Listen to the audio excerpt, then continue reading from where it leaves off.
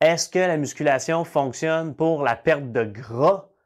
Cette question-là a été répondue à maintes reprises et la question revient malheureusement beaucoup trop souvent encore, mais la réponse est oui.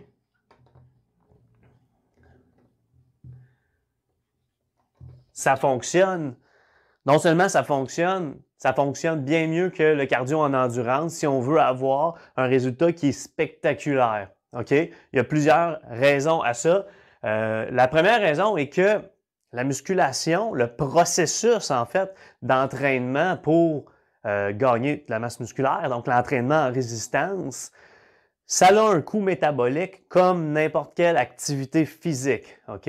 C'est vrai que à durée de temps égale, la dépense énergétique est moins grande. Donc, si on fait 60 minutes de musculation ou qu'on fait de la course pendant 60 minutes, dans ce 60 minutes-là, on va brûler plus de calories à faire du cardio.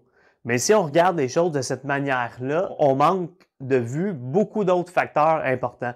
Première chose, c'est que l'entraînement n'est pas notre source première de dépenses énergétiques dans une journée. OK?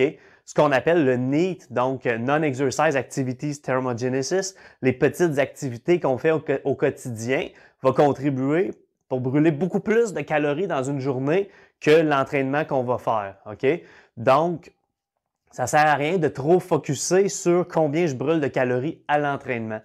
Mais une autre chose importante, c'est que le type d'entraînement qu'on va faire peut faire en sorte qu'on va continuer à brûler davantage de calories une fois qu'on a fini de s'entraîner. OK? Et la musculation est extrêmement efficace pour ça, OK? Pour élever la dépense énergétique après avoir terminé notre entraînement, ce qui fait en sorte qu'on va quand même si sur le coup, on n'en a pas dépensé autant, on va en dépenser plus le reste du temps. OK? Donc, l'entraînement a un coût métabolique.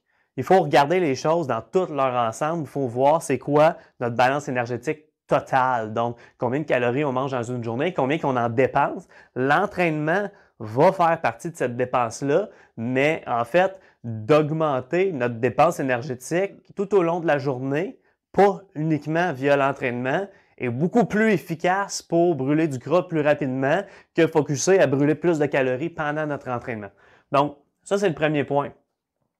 Deuxième point est que l'entraînement à résistance, la musculation, va stimuler la synthèse de protéines musculaires. Okay? C'est pour ça que les gens qui font de la musculation développent de la masse musculaire. Quand on s'entraîne avec des poids, nos muscles vont grossir, ils vont se développer. Donc, quand on fait de l'entraînement à résistance, ça augmente notre masse musculaire. Quand on fait de l'entraînement en endurance, ça va avoir tendance, quand on en fait beaucoup, plus qu'on en fait, ça va avoir tendance à diminuer notre masse musculaire. C'est une activité qui est potentiellement très catabolique. Ça peut faire en sorte qu'on va perdre de la masse musculaire.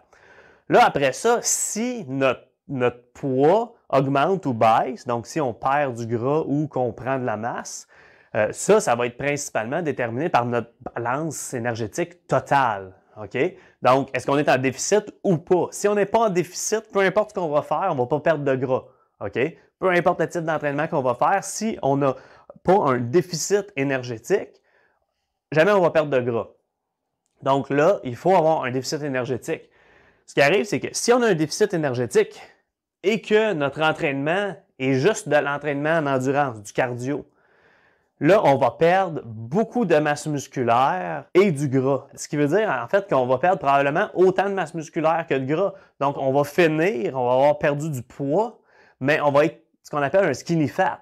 Donc, on va être plus petit, mais on va encore avoir beaucoup de gras proportionnellement à notre masse totale. Ce qui va faire en sorte que, ouais, on va avoir perdu du poids, mais on n'aura rien à montrer en dessous parce que notre masse musculaire, elle va avoir diminué.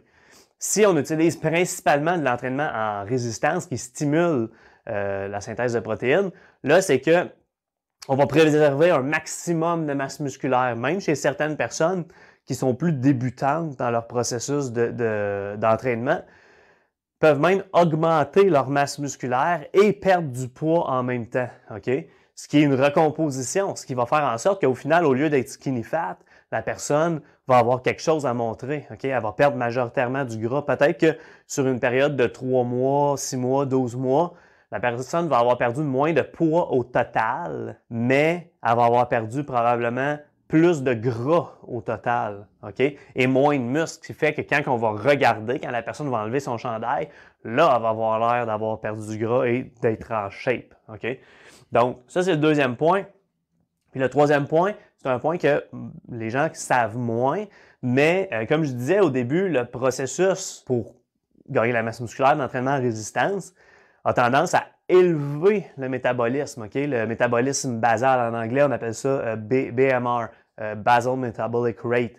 Donc, l'entraînement en résistance va avoir tendance à l'élever, faire en sorte que notre métabolisme de base, le métabolisme, dans le fond, notre dépense énergétique, qui sert uniquement à maintenir nos fonctions vitales, lui, il va se trouver à augmenter, ce qui va faire en sorte que si on mange exactement la même chose, au final, on brûle plus d'énergie, donc on risque de perdre plus de gras. L'entraînement en endurance a le potentiel de diminuer le métabolisme basal, chose que l'entraînement en résistance ne va jamais faire.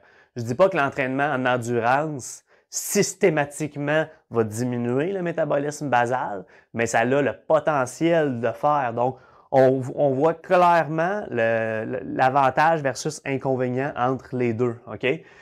Donc, ça peut rendre au final peut-être plus difficile la perte de gras si on n'inclut pas d'entraînement en résistance dans tout ça. Puis l'autre point, le dernier point que je voudrais parler, c'est que de toute façon, on ne veut jamais s'entraîner pour perdre du gras, OK?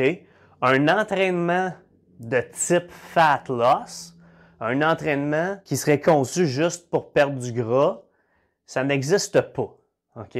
On s'entraîne pour être plus fort, on s'entraîne pour renforcer nos tendons, on s'entraîne pour développer de la masse musculaire, on s'entraîne pour développer de la puissance, de l'endurance, avoir une meilleure capacité cardiovasculaire.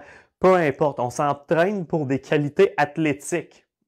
On ne s'entraîne pas pour du fat loss, OK? Donc, il ne faut pas penser qu'il y a un entraînement qui est spécifique pour ça. Il va y avoir des types de qualités athlétiques qu'on peut vouloir améliorer, qui ont plus de potentiel sur la perte de gras, mais la différence n'est pas si grande que ça. Donc, quelqu'un pourrait s'entraîner en powerlifting, qui est vraiment pas le type d'entraînement qui va être le plus préférable pour la perte de gras, mais quelqu'un pourrait s'entraîner strictement comme ça et juste manipuler sa nutrition puis un peu son quotidien et descendre pour avoir un six-pack découpé sans problème, OK? Donc, il faut arrêter de penser qu'il y a des programmes de fat loss. Non, on développe des qualités athlétiques. Puis moi, ce que je remarque, c'est que quand les gens s'entraînent pour perdre du gras, que leur focus, c'est la perte de gras, donc quand ils s'entraînent dans le gym, ce à quoi ils pensent, c'est de perdre du gras, vont généralement progresser beaucoup moins vite à tous les niveaux, incluant le changement de composition corporelle, parce qu'ils n'ont pas de motivation de s'améliorer à l'entraînement. Tandis qu'une personne qui s'entraîne pour améliorer ses qualités athlétiques, cette personne-là, à l'entraînement, va avoir des micro-objectifs de progression dans ce qu'elle fait. Donc, elle va plus se donner, elle va avoir plus envie de s'entraîner, donc elle va être plus assidue à l'entraînement.